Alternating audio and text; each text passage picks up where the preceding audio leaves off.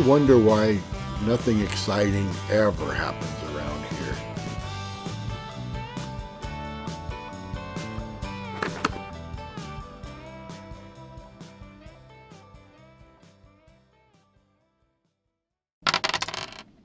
Okay, this is Iolite, and it has a very strong pleochrysm. So from different angles it displays different colors. So if you were to cut it with this being the top, you're going to get just a clear stone, not good, very pale. But if you cut it this way, you'll get a light purpley blue. This way you get blue. This way you're going to get white. So it's important to orient the stone based on the color, not based on the shape of the rough. So the shape of the rough, I'd cut it this way, but I wouldn't have any color.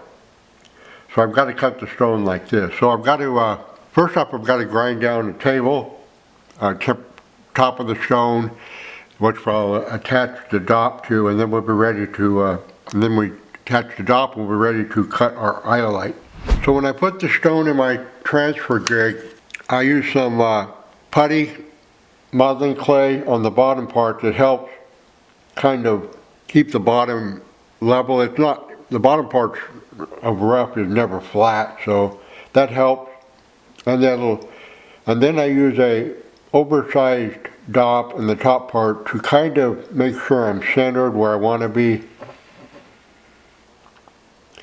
And then as I push down, it kind of, this modeling clay kind of will hold the stone, not very strong, but it'll hold it temporarily while I replace this temporary top piece with the dop that I'm going to use for cutting.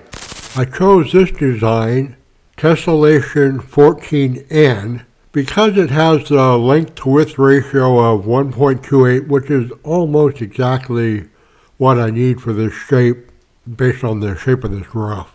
Now this design was created by Arya Akavan, and I've enjoyed cutting many of his other designs, so I feel confident that this design will work out great on this piece of iolite.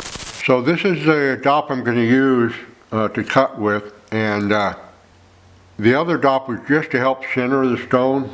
So now I've got it where I want it, and now I'll put the two-part epoxy in. Or, well, I'll use super glue, UV activated super glue, and glue the dop to the stone, and we'll be ready to start cutting our iolite. Okay, we put our stone in our machine so that the lengthwise, the 24 and the 72 teeth are at the lengthwise, and the width of the stone, of course, we put those in with the 96 and the 48 tooth, and then we tighten up our dop retention screw right here, and we're ready to cut our iolite. So I'm starting to preform our iolite, and I'm using a 240 grit topper, and it's cutting a little slow. The topper's kind of worn out, so what I'm going to do is replace it. There's my topper, and I've got a new one that I've had sitting around for a while. So this is a topper. I don't care about the brand. They're all about the same. I get them on wherever, eBay, Amazon probably. Most of them come from China, but they're a thin lap and they fit on a master lap. And what I do with my old ones, they still work, they're just wearing out a little bit, is I'm going to take them to the United States Fastening Guild Symposium in Tucson this year and give them away if any new cutter wants them. They can have something to at least see what a topper is and work with a little bit and decide if they want that. So I'm going to replace my 240 and continue preforming our iolite. Okay, so what I'm going to do for my new lap is my new 240 grit topper is run it a little bit with my, this is just a piece of lab created corundum, and I'm just going to run that over the lap a little bit to so that any large, any diamonds that are sticking up get knocked off so they don't gouge my stone. Just a little bit of that.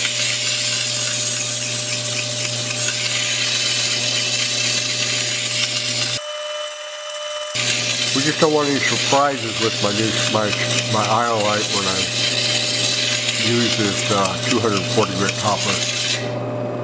And that's good enough. So it took a little bit off my my lab created corundum, and now I'm ready to start faceting our Iolite again. Okay, I had been using this product of super glue, light activated, to bond my stones to my dop, UV light activated, and it would cure in just a couple of seconds, and I could start cutting right away. But I ran out and I tried to order some more and it's not available. So I don't know what happened, but maybe the company Helios, I don't know, but I couldn't find it anymore. So I switched. Now there's a lot of products that are UV activated super glue. So I switched to JB Weld light activated, and that's what I'm using on this stone, and it seems to be working out just fine.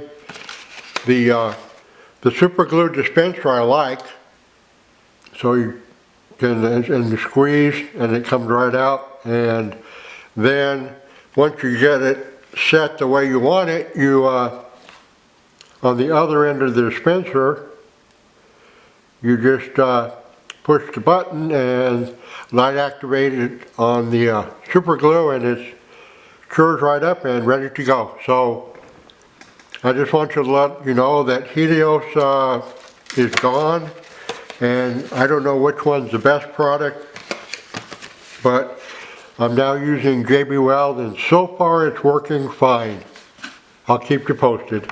Okay, I've started pre-polishing our Iolite, and you can see the difference between these two facets, where I've done 3,000 grit diamond on a bat lap, and all the other facets, which are 600 grit sintered lap.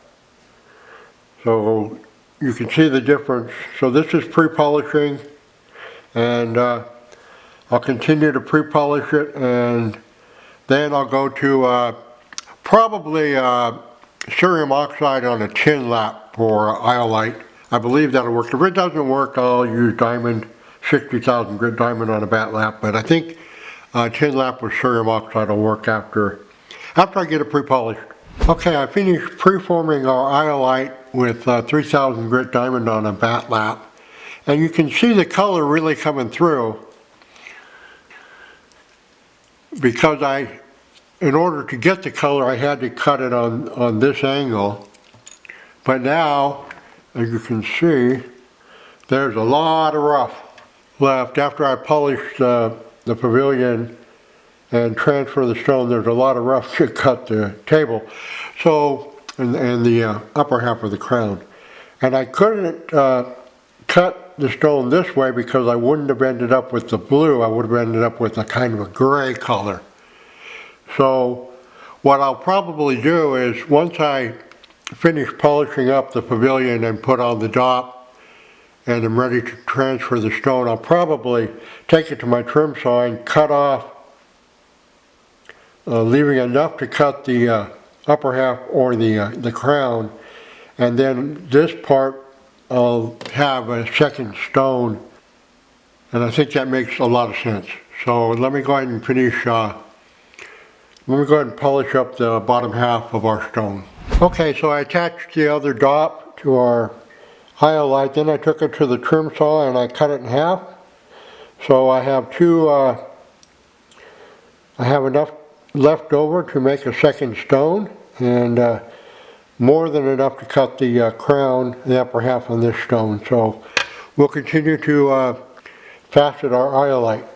Okay, we've transferred our Iolite and set it up in the machine, and the way we set it up is so that lengthwise it fits with the 24 and the 72 tooth, and it's then we tighten down the brass retention screw, and we're ready to start cutting the upper half of our Iolite. So I went around our Iolite with my topper for just a couple of tiers or rows of facets, and now I'm going over it with a 600 grit sintered lap. And you can see the difference between my topper and my sintered lap. Much smoother, and now I'll worry about getting it very close to where it needs to be. Okay, I've pre-polished our Iolite with 3000 grit diamond on the batt lap, and we're ready to polish it. I'm going to use tin lap and cerium oxide to polish this up. Okay, our Iolite polished right up with cerium oxide and a tin lap, so now I have to set the table up and cut and polish the table. It's been a while since I've shown you how to do that, so I'll go ahead and show you how to set the table up with an Ultratech. Okay, the first step is to remove the stone and the dot from our spindle, and just loosen up the dot retention screw and remove the spindle. Now I used to, for years, I took the dot retention screw all the way out, and there's a place on your machine right there where you can screw the dot retention screw into so you don't lose it. But then what I figured out later is you just screw in the screw so it doesn't stick out on the spindle.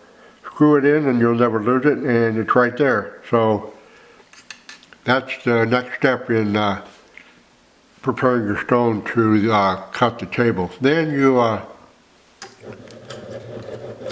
you set the stone, you set the dial indicator to 45 degrees.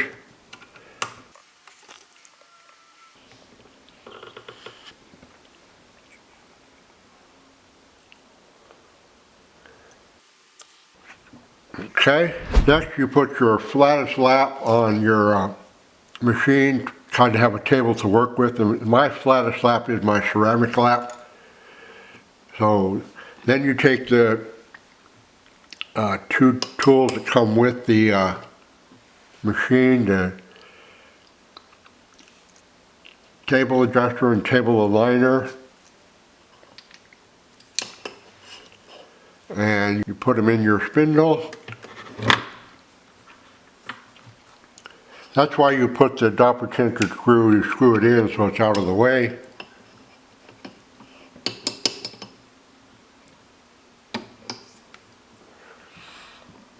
Now I turn my table aligner sideways, give me more space from side to side.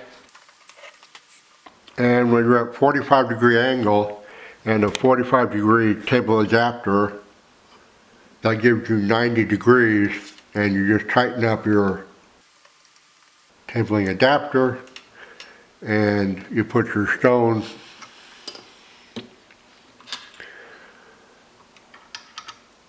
inside and tighten it up with this screw, and you're ready to start cutting your table. And now we're all set to cut and polish our table. Alright, the table polished right up on our Iolite, so now I'll soak it in the acetone and remove our UV activated super glue, the new ones that we're using, and see how well acetone removes that new UV super glue, and we'll weigh it, measure it, and send it off to BOPIE.